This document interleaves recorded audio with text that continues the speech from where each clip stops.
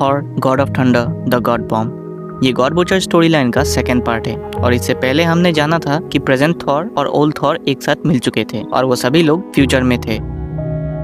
तो इसकी कहानी शुरू होती है आज से 3000 साल पहले, जहाँ हमें एक बिना नाम वाला प्लेनेट दिखाया जाता है। ये एक्चुअली में गौर का ही प्लेनेट था। तब गौर बहुत ही ज़्यादा छोटा था और वो अपनी माँ के साथ एक रिलीजियस जगह पर जाता है, क्योंकि उस प्लेनेट में रिसोर्सेस और खाने पीने के नाम पर कुछ भी नहीं था। इसीलिए उसकी माँ उसे कहती है गॉड से प्रे करो और वो तब हमारी मदद ज़रूर करेंगे। तभी उस समय कुछ खतरनाक जानवर आ जाते हैं और उसके माँ पर अटैक करते हैं, पर गौर उस सिचुएशन से जैसे तैसे भाग के निकल जाता है। अब कहानी कुछ साल आगे बढ़ती है, जब गौर की एक वाइफ थी और वो प्रेग्नेंट थी। गौर बहुत ही मेहनत से उसके लिए कुछ अर्थवर्म्स लेके आता है, क्योंकि उसके अलावा उस जगह पे खाने के लिए कुछ भी नहीं था। तब उसकी वाइफ उसे कहती है एक दिन ऐसा जरूर आएगा गौर, जब हमारी प्रेयर्स को गॉड सुनेंगे और मदद करेंगे। ऐसे में ही एक बड़ा सा अर्थक्वेक आता है और गौर की वाइफ की वहीं पर मौत हो जाती है। अब फैमिली के नाम पर गौर का कुछ भी नहीं रहा सिवाय उसके छोटे से बेटे का। अब वो भी भूख के कारण कुछ दिनों बाद मर जाता है। अब गौर खुद को कंट्रोल नहीं कर पाता और अपने ट्राइब के लोगों से कहता है आखिर हम गॉड्स के भरोसे क्यों रहते हैं जब वो एग्जिस्ट ही नहीं करते हैं। तभी ट्राइब के सारे मेंबर्स गौर पे गुस्सा हो जाते हैं और उसे अपने ट्राइब से निकाल देते हैं। गौर अब बस मरने के ही हालत पे था। तभी दो बड़े गॉड्स लड़ाई करते हुए उसके सामने आ गिरते हैं। गॉड इस सिचुएशन को देख के बहुत ज्यादा हैरान हो जाता है, क्योंकि उसे अब रियलाइज हो चुका था गॉड असली में एग्जिस्ट करते थे। और तभी उनमें से एक गॉड गौर से कहता है कि मुझे हेल्प करो। तब गौर इस पूरे सिचुएशन को देख के बहुत ज्यादा गुस्सा हो जाता है, क्योंकि इतने दिनों से जिन लोगों ने उन गॉड्स के लिए प्रेयर किया था वो कुछ और ही काम में लगे हुए थे। तभी गौर उस घायल गॉड को मार देता है और उन दोनों गॉड्स की पावर उसमें आ जाती है और इसी के बाद वो बनता है गौर द गॉड बुचर। अब वो डिसाइड कर लेता है कि इस यूनिवर्स में जितने भी सारे गॉड्स एग्जिस्ट करते हैं वो उन सबको मार देगा और यही से उसकी जर्नी शुरू होती है।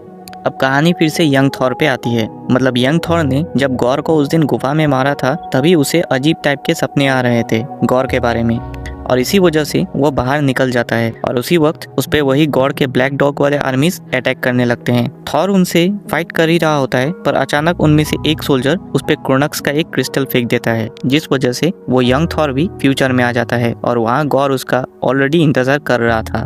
तब गौर उसे पकड़ के सीधा उसके प्लेनेट पे ले जाता है और उस प्लेनेट पे बहुत सारे गॉड्स को गॉड ने स्लेव्स बना के रखा था, यानी अब यंग थॉर भी गौर का ही एक स्लेव बन चुका था। थोड़ी देर बाद उस जगह में थॉर 3 लड़कियों से मिलता है जो बताते हैं कि वो थॉर के ग्रैंड डॉटर्स हैं। तब थॉर उन सब से गौर का प्लान पूछता है, तो वो लोग बताते हैं कि एक्चुअली में गौर एक बॉम्ब बना रहा है जिसका नाम है द गॉड बॉम्ब, और ये इतना खतरनाक है कि ये सारे टाइमलाइंस और मल्टीवर्स में जितने भी गॉड्स एग्जिस्ट करते हैं उन सबको मार देगा। तभी उनमें से एक ग्रैंड डॉटर कहती है कि हमारे पास प्लान बी है। हमने इतने सालों से एक दूसरा बॉम्ब तैयार किया है और इससे हम गॉड बॉम्ब को खत्म कर सकते हैं। और थॉर इस बात को सुनकर बिना देरी किए सीधा वो बॉम्ब उठाता है और दौड़ चलता है गॉड बॉम्ब की तरफ और फाइनली वो गॉड बॉम्ब पे ये फेंक देता है।